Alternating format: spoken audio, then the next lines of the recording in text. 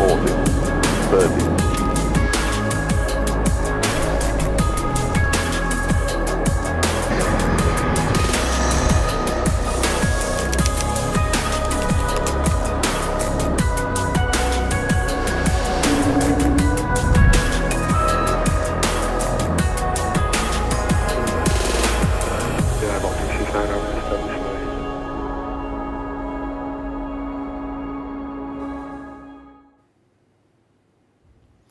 Welcome together here from airBaltic's headquarters, Riga, Latvia, for the presentation of airBaltic's annual result. With me here in our studio is our CFO, Vitols Yakovlevs, and our Chief Operations Officer, Paul Zalidis.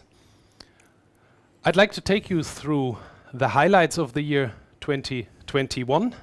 And we start with the acceptance of 7 new Airbus A220-300, which we took delivery of last year, followed by establishing our own ground handling services at Riga Airport, which means the passengers now arriving at Riga Airport will be in contact with airBaltic staff, that improving the performance in Riga and also improving the customer service. We had a record number of 94 routes last year, and with the new highlights of Dubai and Tenerife, 2 very popular routes added to our network. We also signed new codeshare agreements with Lufthansa and Emirates, that leading to more than 20 codeshare agreements now we have with international airlines, also here offering a better service to our customers. We announced last year that this year we will be opening the first base outside the Baltic states in Tampere, Finland, and that start in May is then also historic for us because first time airBaltic will have a base outside the Baltic states. We also last year started the design phase for our maintenance hangar. It will be the largest maintenance hangar being built in the Baltic states, and the construction will be finished in 2024. After the COVID time, where we had to unemploy most of our staff, we reduced the number down to 1,000. We were able to rehire staff and recruit new people. We closed last year with 1,600 employees, and already while we speak this year, we have added another 150 and going further for our future growth, hiring more staff for our airline. COVID, of course, is still impacting our industry heavily, and for that we had to update our business plan more than 2 years into the pandemic.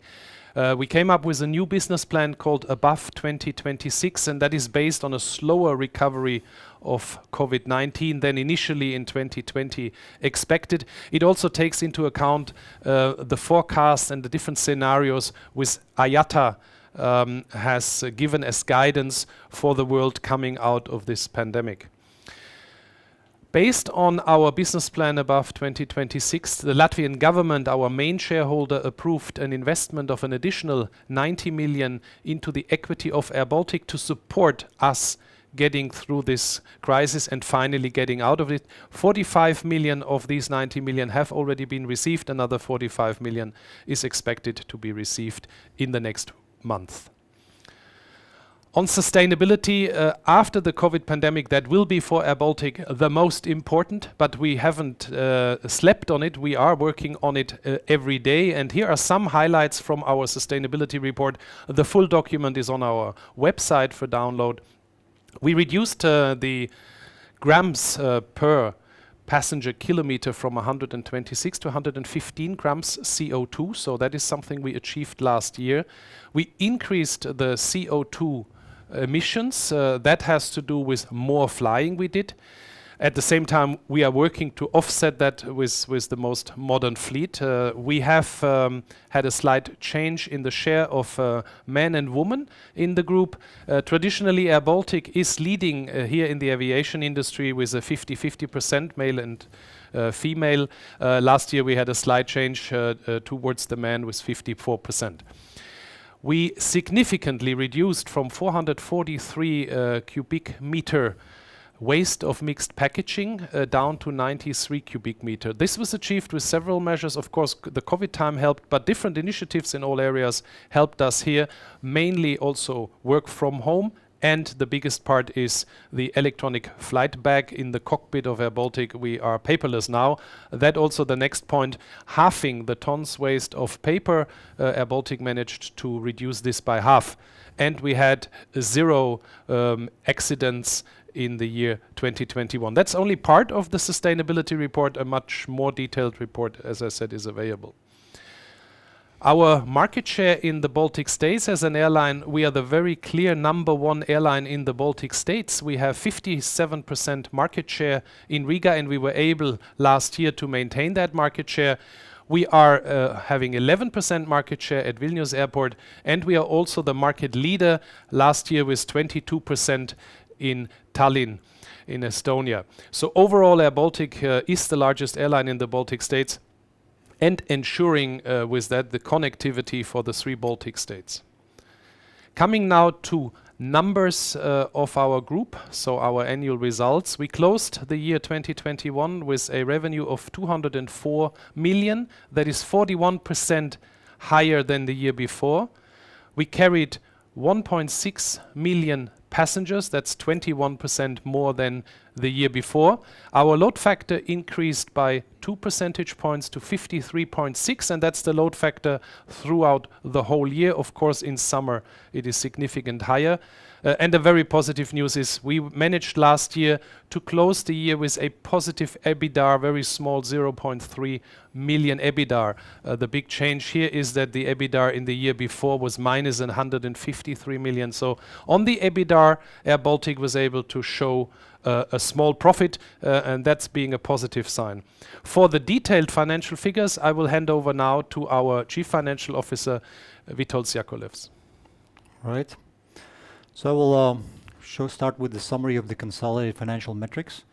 So Martin already mentioned revenue of 204 million, which is a 41% increase over 2020. But obviously this is very much below airBaltic's historical averages. So, you know, compared to 2019 when we had 500 million in revenues or even more than that, you know, this is almost over 65% drop from that level. And just to put things in perspective, the last time we were flying at this sort of low revenue levels, it was in 2006, which is 15 years ago from now. And obviously with that sort of revenue, even though we believe that, you know, EBITDA, positive EBITDA was a big achievement for 2021, especially compared to it was a 152 million improvement over 2020, it's still a very much insufficient amount of margin to make this airline profitable. And as a result, the net result for the airline in 2021 was negative 135 million, which is again improvement over 2020, but obviously not a target that is something that we know would be happening if it wasn't for the COVID pandemic hitting this aviation sector for the 2 years in a row. These numbers affected obviously our balance sheet as well. So in 2021, overall, the total assets increased to 1.025 billion euros. The main driver there was property, plant and equipment and right-of-use assets. So we had received new aircraft and aircraft-related assets such as engines in 2021. So those are booked there. On the cash side, you can see that we finished the year with 79 million euros, which is less than in 2020. But still a relatively liquid cushion for us to continue our operations. On the equity and liability side, we have negative equity at the end of the year of 118 million. Again, this is driven by the accumulated loss for 2021 and the overall impact of the pandemic on our operations. However, the government of Latvia, as Martin mentioned, agreed to invest 90 million euros in the equity of airBaltic. And you can see the 45 million circled on the table, which is financial injections from shareholders with the intention to capitalize. That amount of money we already received in December of 2021 and capitalized already in January. So our share capital will grow by 45 million, which is already has increased in January as a result of that capitalization. And on top of that, there's the other 45 million, which we're finalizing and, as Martin mentioned, potentially expect to be added to our share capital in the coming month. So in general, the gap on the equity side will be somewhat bridged. But overall, one important aspect is that pre-COVID, the airline's balance sheet was much more stronger, and the COVID pandemic was very sort of seriously influencing our equity and an overall leverage of the airline and that situation.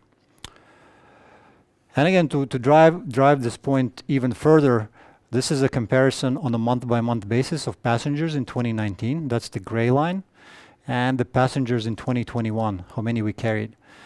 And the gap again is 67% less than in 2019, in 2021, which, as I mentioned before, is the last time pre-COVID. It was in 2006 and 15 years ago when that was the case. With these kind of numbers, it's impossible for the airline at this scale to be profitable.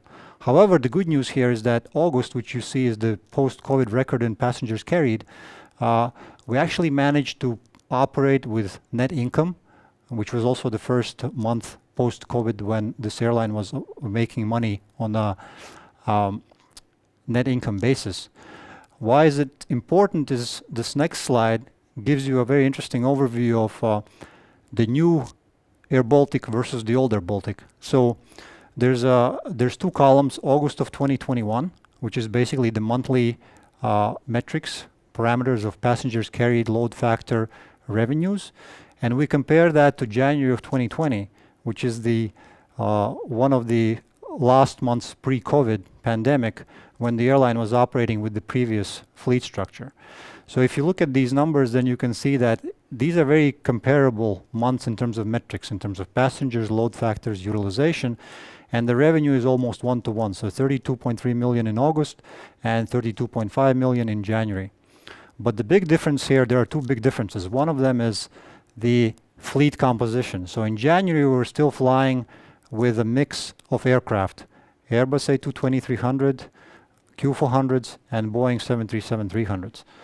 While in August of 2021, we switched completely to a single type, so we only flew Airbus A220s.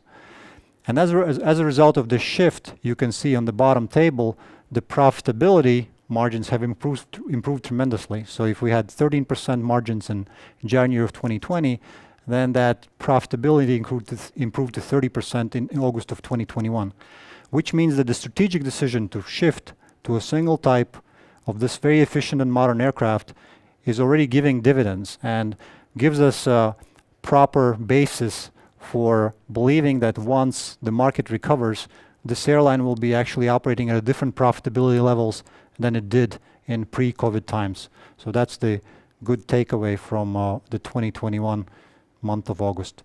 And with this, I'm going to hand it over to Paul Stalitis to talk about some of the fleet issues and operational metrics. So I would like to bring you through our operating metrics. And let me start first with our fleet structure.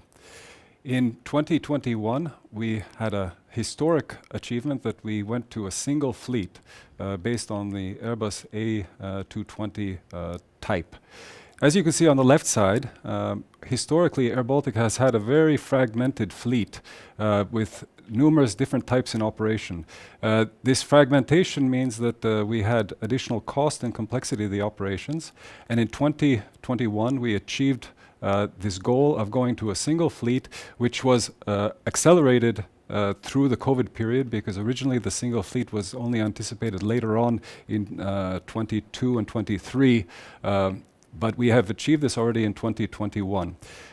This achievement also made us the largest A220 operator in the world, and we know that this aircraft is very desired both by airlines and the leasing market, and so puts us in a very strong position being the largest operator in the world.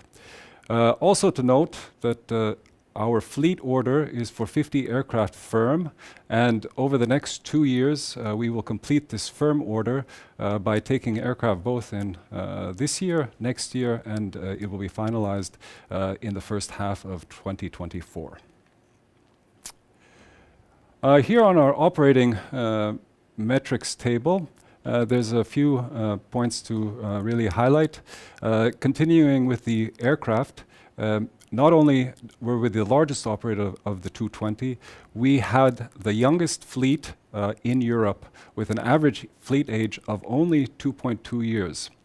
Again, we see that the A220 is accepted within airlines and particularly also with customers. This aircraft provides superior performance in terms of fuel efficiency. It has the lowest emissions and lowest environmental footprint. And on the service side, the wide, open and bright interior is something that really is appreciated by customers.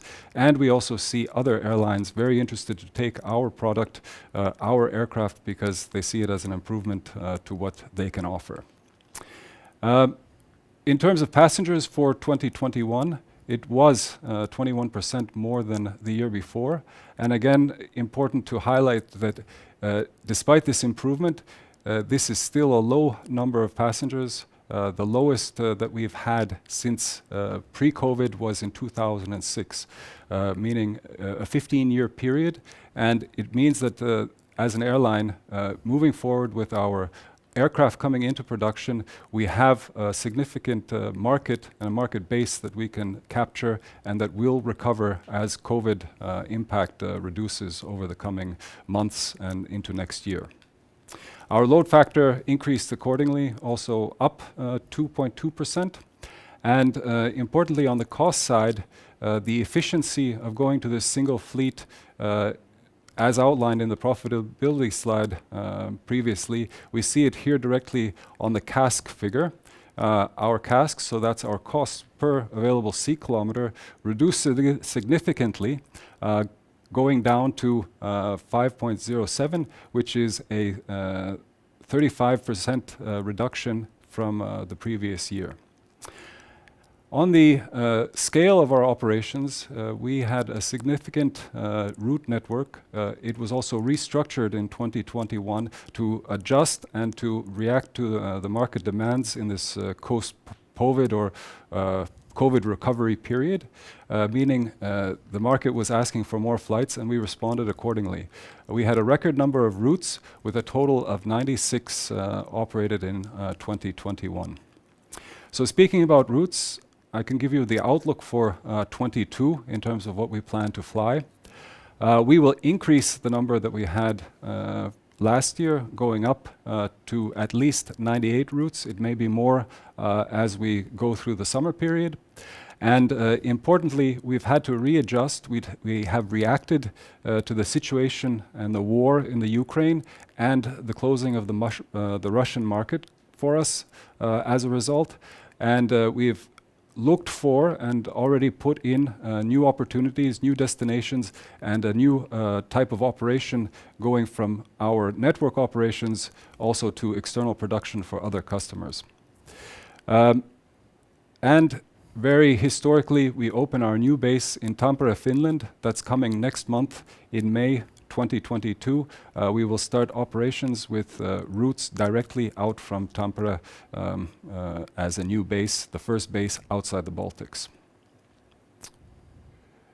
In addition to the very impressive route network that airBaltic operates for its own network, we have a very important development that airBaltic is operating on behalf of other airlines. We have two key partners. First is Scandinavian Airlines, and the second key partner is the Lufthansa Group. So this summer we will be operating 11 aircraft for these airlines under what is called wet lease or ACMI type of operation. It's our aircraft, our crew, but the flights are purely and totally the commercial operation of these other airlines. For the Lufthansa Group, it's Eurowings and Eurowings Discover. And for Scandinavian Airlines, the initial plan is that our airplanes are operating out from Stockholm. This is a reaction, a way to improve our profitability because we've had to adjust with the COVID softening or downturn of the demand in the Baltic area. We've now put these aircraft out in external production, which improves the airline's total profitability. And with that, I'd like to then give the word back to Martin for the outlook of 2022. Yeah, I'd like to give you, first going back to last year, the impact to the economy of Latvia airBaltic has. It's quite significant, even in that year where we did not produce so much. We paid 13.5 million direct in taxes to Latvia last year by what we did. The estimated GDP impact of airBaltic is pretty significant when we operate here in Latvia because of all the things we do. And last year, the estimate of airBaltic's impact to the Latvian GDP was 360 million. We also paid salaries, obviously, last year, not as much as we do in the other years, but we paid 45 million in salaries to our employees here in Latvia. And very important, airBaltic is the largest mail and cargo transporter in the Baltic states. And we had last year 9 million kilograms of freight, which means most of the letters and parcels coming from international are coming on our passenger aircraft. We don't have any cargo aircraft. This is all done next to us flying passengers. So airBaltic's contribution to the economy of Latvia also in the year 2021 was very significant, and of course now coming out of the COVID crisis will be increasing significant. Coming out of the crisis, what you see on this slide here is the bookings we get for the first 14 weeks. So the gray bars you see, these were the bookings we had in 2021, and the green bars is the same week. So it's the first week in January until last week, the number of bookings. And in 2022, you can see that the average is 382% up. We have individual weeks at the moment where the bookings are 500% above last year. That is a very clear sign that airBaltic gets out of the COVID crisis like our industry does.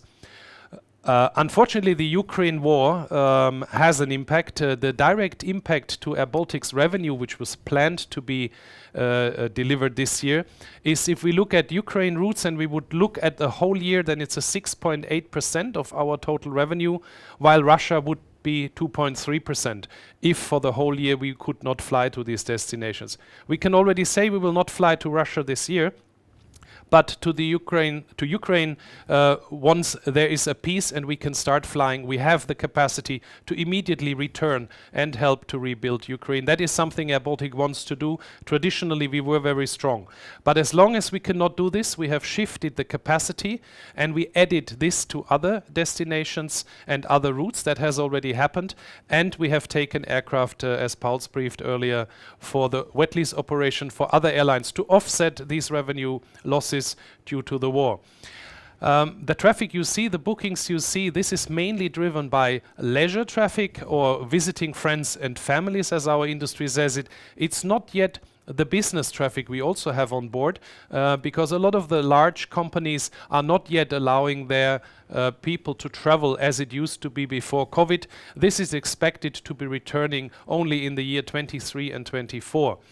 But what we see in airBaltic, and that is a very interesting development, we have a full service business class on board, and we have today, by having significant less bookings than we had in 2019, more bookings in business class than ever before. So the demand for our premium product here is increasing significantly, and that of course also helping. So overall, bookings looking very promising going forward in 2022. And if we now look at what we are planning, and this is a guidance because of course we do not know how the year will develop, especially looking at the geopolitical situation. We are planning to deliver a 400 million revenue this year. That would be 96% more than last year. We plan on 3.3 million passengers, and that is only the passengers on the airBaltic network. What Pauls earlier showed, 11 of our aircraft are also flying around 2 million passengers for other airlines. We can't count these passengers here, but also on the passengers we would be more than 100% up. Our production measured in available seat kilometers, here we can include all of the production of airBaltic, and with 7.7 billion available seat kilometers this year, we are having the largest production in our history if we add airBaltic's network and our flights flying for other airlines. And as earlier briefed, we plan to have 98 routes. These are already bookable, but we intend towards the summer and autumn to also add routes to that. That concludes the presentation of the annual results of airBaltic, but we have now the chance for you to ask questions. For that, you would have to go to sly.do, and there you have the password. It was also sent out with a link. What will happen, you will just type a question. We will see the questions here on the screen, and then I will read the question out loud, and then either myself or one of my colleagues will answer these questions. They are moderated, so we will have somebody moderating the question so that we can see what kind of questions are coming, and you will also see what question is there. We have the first question, so I start straight away. What is the current status for the plan for IPO? The status is that the Latvian state has invested 250 million initially to help us out of COVID and approved another 90 million. Both of these investments into the equity of airBaltic will have to be repaid. So we can't keep this. And the IPO is the decision which was taken and also communicated to the EU Commission, which had to approve that temporary aid, that with the IPO, the Latvian state will reduce their shareholding and return that money to the Latvian state. The IPO is earliest planned at the end of 2023. Looking at today's position, I would say we are more targeting the year 2024. 1 year before we will plan that, and it will be towards the end of a calendar year. We will be then informing the public about the IPO. But it is coming because this is the way how airBaltic will be returning the money to the Latvian state. The next question is, do you consider to open new bases outside the Baltics due to the current impact on the travel demand in the region? And I would say, Paul, so you could say something to future bases. So firstly, we have reacted to the impact on the demand by placing these 11 aircraft to external customers, so on this wet lease operation. So that's the first step that's already been done. Second step is that we are expanding into Finland with the first base outside of the Baltics. And of course, on our radar, we have a number of other opportunities that are being evaluated that we have interest in possibly developing, and at the right time we would be able to execute it. We have the aircraft coming in, and so we will have capacity over the years to move outside and have more bases other than the ones that we have currently. The next question is airBaltic planning to be a CMI carrier also in the future? As I understand, some planes are now used by other airlines. Witold, you'd like to take that one? Yeah, in our business plan, we actually have this sort of slower COVID recovery scenario as a base case scenario, which means that the passenger traffic rebounding in the Baltic states is sort of on a slower pace than we would like. And therefore, during this period, we actually have already earmarked a number of aircraft to be performing on ACMI operations for other carriers in the foreseeable future, in the next 2, 3, even maybe 4 years. However, this is always, with the asterisk that if we see that, we have our own demand for the aircraft, our own passengers want to fly on our flights, then obviously we will divert those ACMI aircraft to our operations and therefore increase our operation footprint and profitability even further. But currently the answer is yes, until we see what kind of recovery from COVID the Europe is capable of sustaining. The next question is, COVID-19 crisis showed what difference national airline can make, repatriating people, bringing medical goods, however competitors are coming back plan. Yes, we have been the only airline serving Riga Airport at certain times, because in the hard times of COVID, we were the one bringing 1 million masks as the first country in Europe to the country. I remember that very well. Yeah, we have competition. Competition has returned, of course, because that's our business. And airBaltic has done very well, as we have a very, very efficient fleet in competing. And yeah, competitors are coming back, but airBaltic has managed in the past very well. Our plan, of course, takes into consideration that competitors are there. You have seen our network, and I think we are very well set up with the aircraft we have to continue being a very strong national airline in the future. The next question, airBaltic has announced that it will issue non-fungible tokens. How does it work together with green and sustainability plans? We have decided to issue a collection 1 year ago, and with that we are testing. It was marketing collection, airBaltic cities, Latvian cities there. This is a test, or was a test for us to see how we can shift certain marketing elements into non-fungible tokens, because as that is a one-time digital issue of something, you are saving, of course, a lot of other things you do on the marketing side.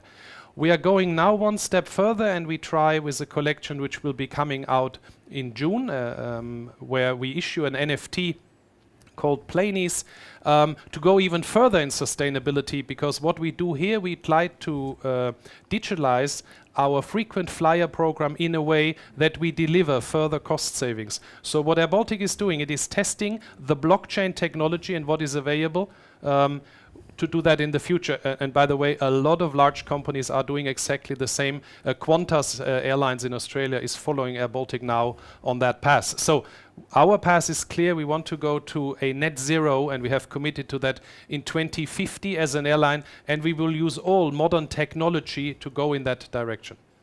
The next question is, by what year does airBaltic expect to be able to consistently turn a profit? As it is a financial one, I give it to Vitolds. Yeah, right now our business plan, again, based on a relatively conservative scenario of how the European market is going to be recovering from COVID, we expect that 2024 should definitely be the 1 year that we are turning consistently profitable, as we are increasing also the fleet size to our 50 aircraft, which is a very good sort of size for modern airline. And from then on, you know, this airline with the fleet composition, as I mentioned, you know, all the economic benefits from operating a single type, we expect that we should be able to successfully compete and be profitable at that scale. But you know, a lot of it just depends on how the recovery post-COVID happens. So right now, it could happen also in 2023, but right now we're just more conservative about 2023 than maybe we would like to be. The next question is, what will be the impact of reroutings on some routes due to the war in both operations and financial results for 2022? Pauls, do you want to take it? Of course, the war is having an impact on the year 2022.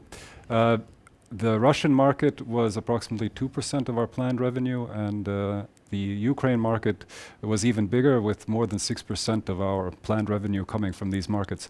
This part of our planned revenue will not come this year, and that's something that we have taken into account and have looked for alternative solutions, how to compensate, how to find reposition the aircraft and production elsewhere. Also significantly, of course, is the airspace issue. This is something that, as we are on the border of this area, it affects us. It affects us significantly for a number of flights. In particular, I could mention Tbilisi, Georgia. On this flight, we have had to extend the flight time by approximately 35 minutes each way because of the longer routing that we now have to fly. And this impacts both direct costs in terms of how much fuel and how much we have to pay for the airplane to operate this flight, but we also have to change our schedule, and this schedule change also affects how many transfer passengers we can take. So there are a number of flights that are impacted. We are working with it. We're trying to find the best solution. We have obviously calculated it, but most importantly, we have to find alternative solutions where and how to operate the aircraft, and that's what we've done for this coming year. The next question is, airBaltic is trying to position Riga as a one-stop shop for other A220 operators with training, maintenance, etc. What demand are you seeing from other airlines? Actually, we have a very significant demand, as Paul showed earlier, on 3 carriers in Europe asking even for our aircraft to be flying for them. We also have a demand for training, maintenance training, also pilot training, as we operate our own simulator here in Riga. And we have a global demand for the aircraft and all the services coming, also going towards the winter. So yeah, we are as airBaltic as being the largest A220-300 operator in the world, having most of the expertise here now in Riga, Latvia, and of course we are leveraging on this and building on our experience here. The next question is a translated one from Latvian language. Latvia has invested hundreds of millions in airBaltic equity, but your company works with losses. Why should the state continue subsidizing airBaltic? I'd like to take this one because it's a discussion we have, of course, for years. airBaltic exists now for 26 years and has accumulated 48 million passengers transported here as the Latvian national carrier. The investment of the Latvian state in these 26 years was 495 million. At the same time, airBaltic paid taxes of 275 million back to the state. 12 million was paid in form of interest for a loan. The 250 million, which are included in the 495 million, which have to be returned through the IPO, will reduce the total investment in 26 years of an amount of 200 million. If we then would subtract the taxes, then that would mean net for the state there was no investment. On the other side, airBaltic has carried with these 48 million passengers or done something for the economy in Latvia and the Baltic states, a GDP impact. And we roughly calculated, which you cannot really do, but of course you can look at statistics. We calculated that the impact to the Latvian GDP over these 26 years was around 9.3 billion. These numbers can be questioned, but the investment in airBaltic in the past has paid off every year, as it does last year.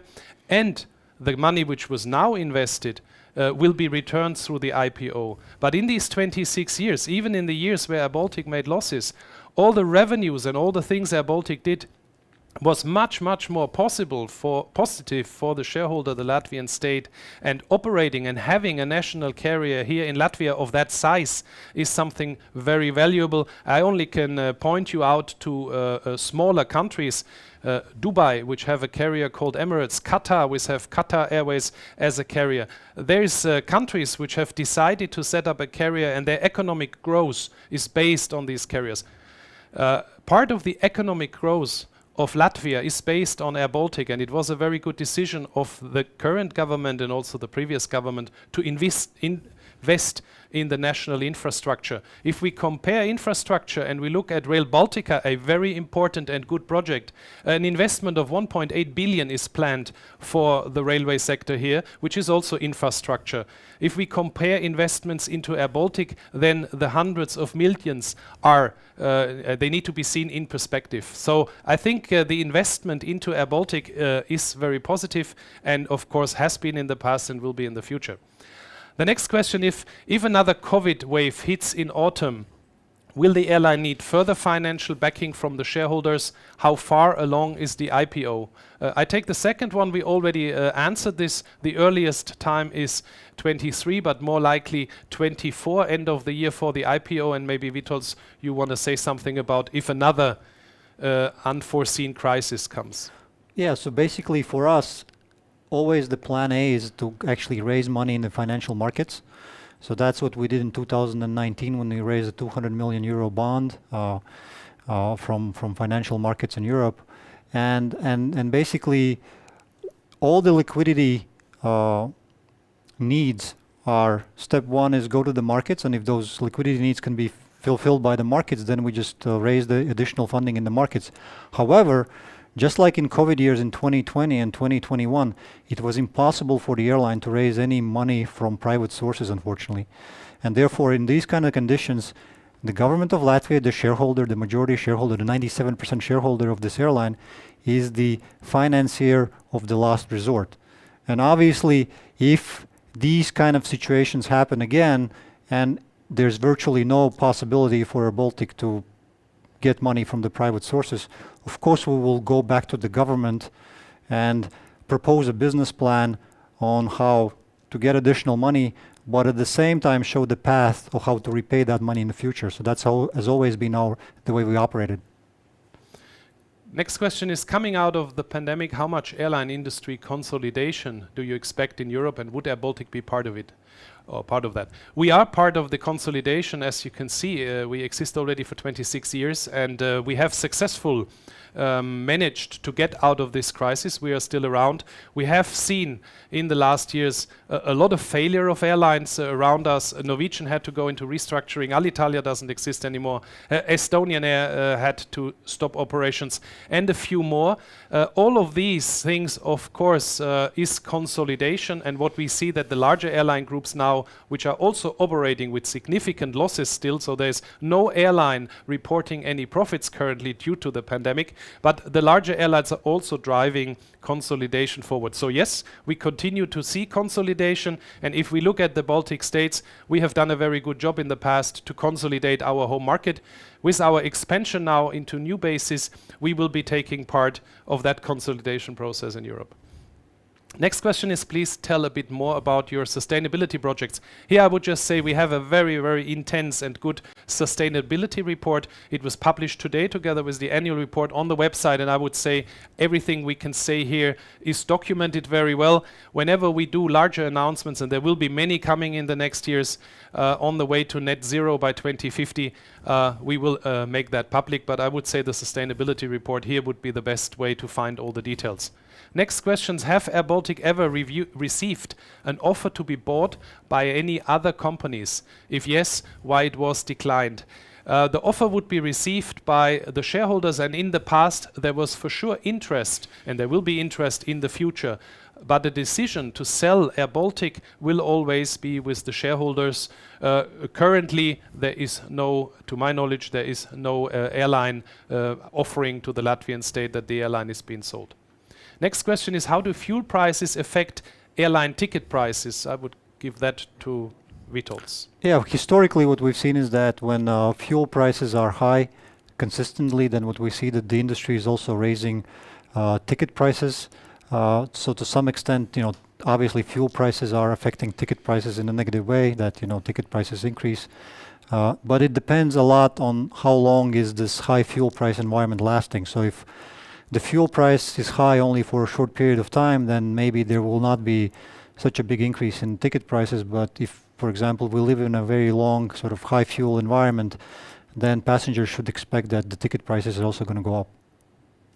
The next question, what is the future of airBaltic for this year and next? More flights from Baltics, Tampere, or more ACMI? Is the crew happy with this arrangement? I would give that to Pauls. This year we started the year with 32 aircraft. By the end of the year we will have 40 aircraft. This means we're a company that is growing, and we're doing more and more flights, meaning we need also more and more crew. We're hiring, and not only are we taking new people in, but the existing crew members with the growth of the company also have the opportunity to grow their career.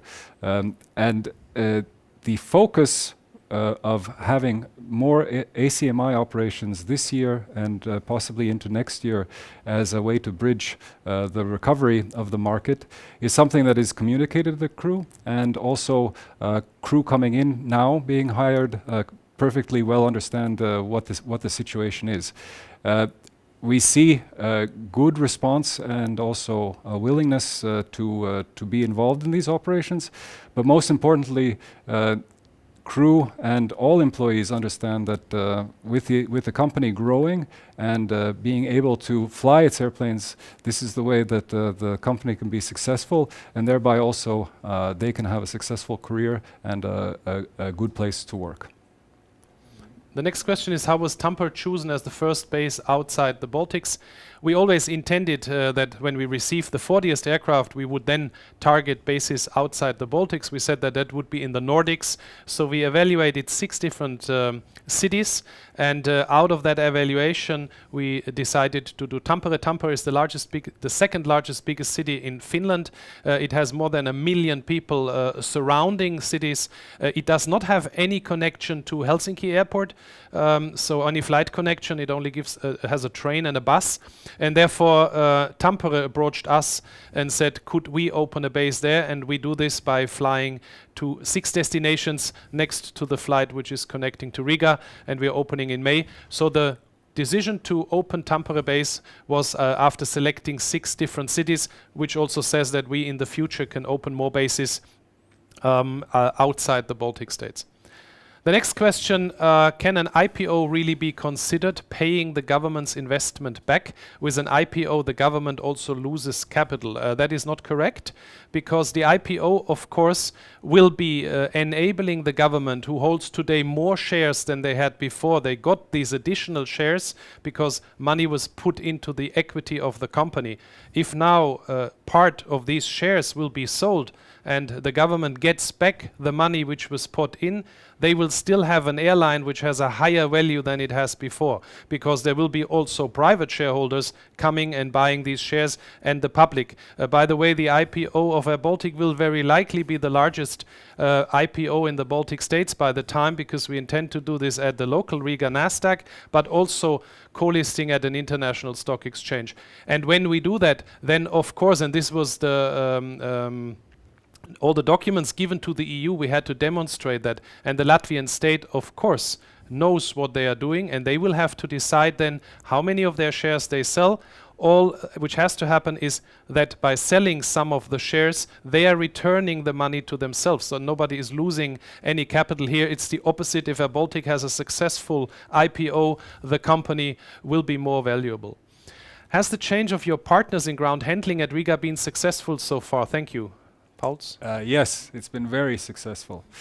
That would be the short answer. A bit longer answer would be that actually this change is something that was worked on over a long period. So it wasn't a decision that was taken lightly. It was something that was evaluated, and a very thorough process was run to get to this point. The 2 main benefits are that, firstly, all passengers arriving and departing from Riga Airport now are served by airBaltic employees. So this means that the customer contact, the touch points with the customer, is with people that understand the company, that are loyal to the company, and that are motivated to make things work out.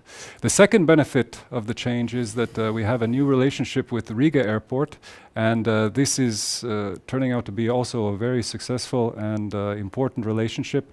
Riga Airport is now handling our aircraft on the ground side, so the baggage loading and the pushbacks and so on are being done by Riga Airport, and already now we see a significant improvement in the performance. We see passengers getting their baggage faster, we see them getting to the terminal faster, and these are the things that we were hoping for, and we see this with our relationship with Riga Airport.